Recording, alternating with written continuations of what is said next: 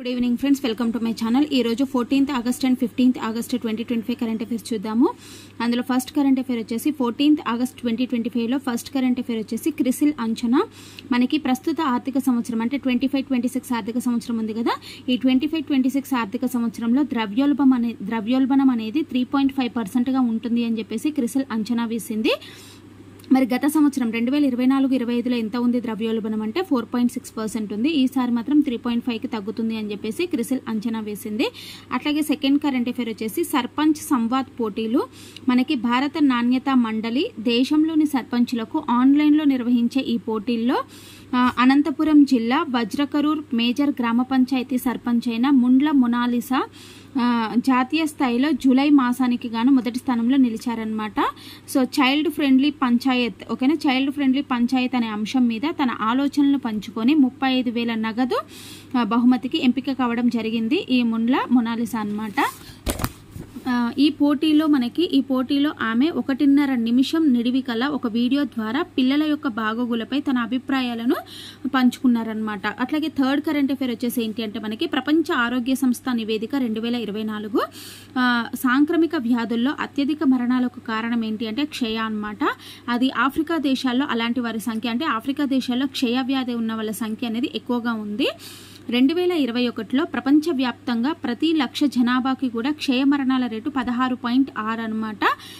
అంటే ఏ కంట్రీస్లో ఎలా ఉంది అని చెప్పేసి మనకి సెంట్రల్ ఆఫ్రికన్ రిపబ్లిక్లోనేమో 327 ఉంది, లిసోటోలోనేమో 325, గబోన్లో 287, గనాలో 85.9, సియోరో లియోన్లో 78.3, పాక్లో 32.8, ఇండియా 29, జపాన్ 0.407, యూకేలో 0.180, యూఎస్ఏలో 0.114 అనమాట.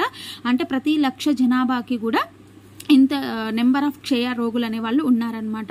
అలాగే ఫోర్త్ కరెంట్ అఫైర్ వచ్చేసి ఏంటి అంటే ఆపరేషన్ సింధూర్ విజయోత్సవంగా 15 ఆగస్ట్ అంటే ఈ 15th ఆగస్ట్ అనేది ఆపరేషన్ సింధూర్ యొక్క విజయోత్సవంగా నిర్వహించనున్నారు. ఆగస్టు 15న దేశంలోని 140 ప్రముఖ ప్రదేశాల్లో సాయుధ పారామిలిటరీ దళాల అధికారిక బ్యాండ్ల సంగీత ప్రదర్శనను నిర్వహించనున్నారనమాట. ఈసారి స్పెషాలిటీ వచ్చేసి మనకి అదే.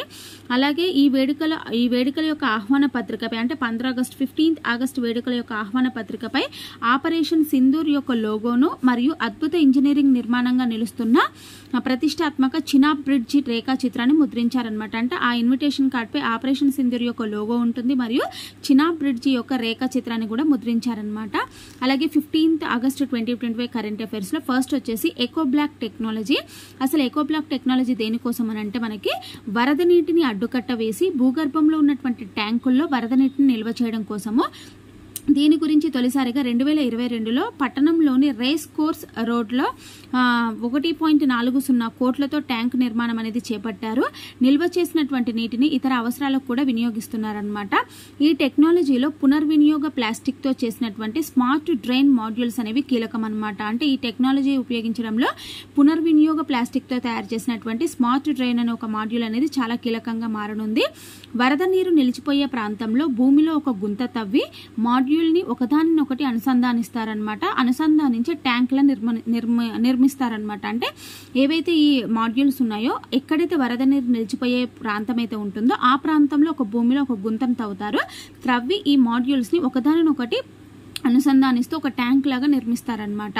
సో తర్వాత కాంక్రీట్ తోటి కప్పేసి పైకి ఒక మ్యాన్ హోల్ లా కనిపించేటువంటి ఇన్లెట్ ను మాత్రమే వదులుతారు.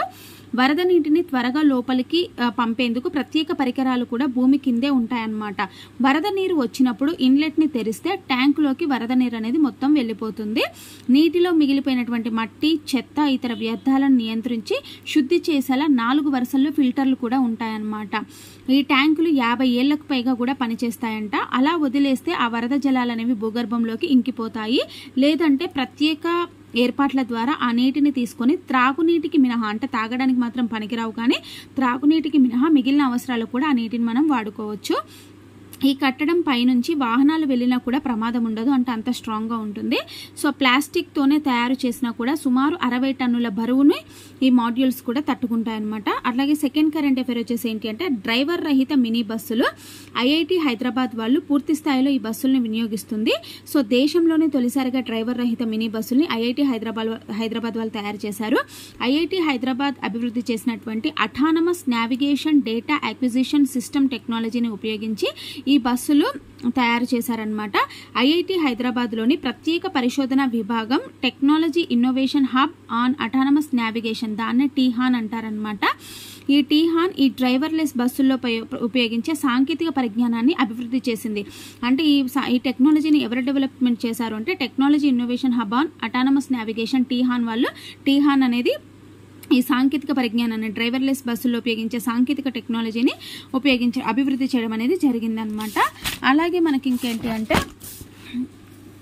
ఇవి పూర్తిగా కూడా విద్యుత్తో నడుస్తాయి. మనకు ఆల్రెడీ తెలిసి ఇప్పుడు వచ్చే బస్సులన్నీ కూడా ఎలక్ట్రిక్ బస్సులే కదా, కాబట్టి ఇవి పూర్తిగా విద్యుత్తో నడుస్తాయి. ప్రస్తుతం 2 రకాల బస్సులు అందుబాటులోకి తెచ్చింది. ఒకటేమో 6 సీట్స్ ఉన్నవి, మరొకటి 14 సీట్లు ఉన్నవి.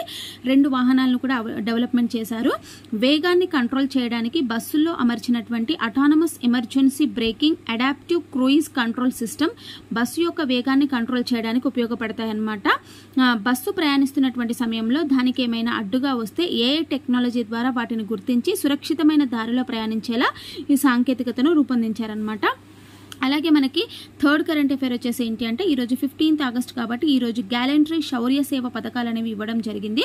స్వాతంత్ర దినోత్సవం సందర్భంగా సైనిక పోలీస్ సిబ్బందికి కేంద్ర ప్రభుత్వం ప్రకటించడం జరిగిందనమాట. అయితే ఈసారి ఆపరేషన్ సింధూర్ జరిగింది కాబట్టి ఆపరేషన్ సింధూర్ యొక్క వ్యూహకర్తలకి మరియు ఆపరేషన్ సింధూర్ని అమలు చేసినటువంటి సైనిక సిబ్బందికి కూడా 127 గ్యాలంటరీ మరియు 40 సర్వీస్ అవార్డులు అనేవి ఇచ్చిందనమాట. దేశవ్యాప్తంగా కూడా 1090 మంది పోలీస్ సిబ్బందికి కూడా ఈ అవార్డులు అనేవి ప్రకటించారు. తెలంగాణకు 21 మెడల్స్ అనేవి వచ్చాయి. పోలీస్ విభాగంలో 14, ఫైర్ అండ్ హోమ్ గార్డ్ డిపార్ట్మెంట్లో 7 మెంబర్స్కి వచ్చింది. అలాగే తెలంగాణలో కానిస్టేబుల్ రాజు నాయక్ కు ప్రతిష్టాత్మక గ్యాలంటరీ అవార్డు కూడా దక్కిందనమాట. ఓవరాల్గా చూస్తే 233 శౌర్య పథకాలు, 99 రాష్ట్రపతి విశిష్ట సేవ పథకాలు కూడా వచ్చాయి. కేంద్ర సాయుధ పోలీస్ దళాల సిబ్బందికి 127 శౌర్య పురస్కారాలు, 40 విశిష్ట సేవ పురస్కారాలు కూడా వచ్చాయి. 4 కీర్తి చక్ర, 16 వీర చక్ర, 16 శౌర్య చక్ర, 26 వాయుసేన అనమాట. సో ఇవన్నీ కూడా మనకి సిఆర్పిఎఫ్ అంటే కేంద్ర సాయుధ పోలీస్ దళాల వాళ్ళకి వచ్చాయన్నమాట. ఓకేనా, ఇవి మనకి 2 days కరెంట్ అఫైర్స్. ఎలా అనిపించింది అనేది మీరు ఒక లైక్ కామెంట్ ద్వారా నాకు తెలియజేయండి. ఇంకా ఎవరైనా మన ఛానల్ని సబ్స్క్రైబ్ చేసుకోకపోతే ప్లీజ్ మన ఛానల్ లైక్ చేయండి, షేర్ చేయండి, సబ్స్క్రైబ్ చేయండి. ఓకేనా, థ్యాంక్ యూ వెరీ మచ్.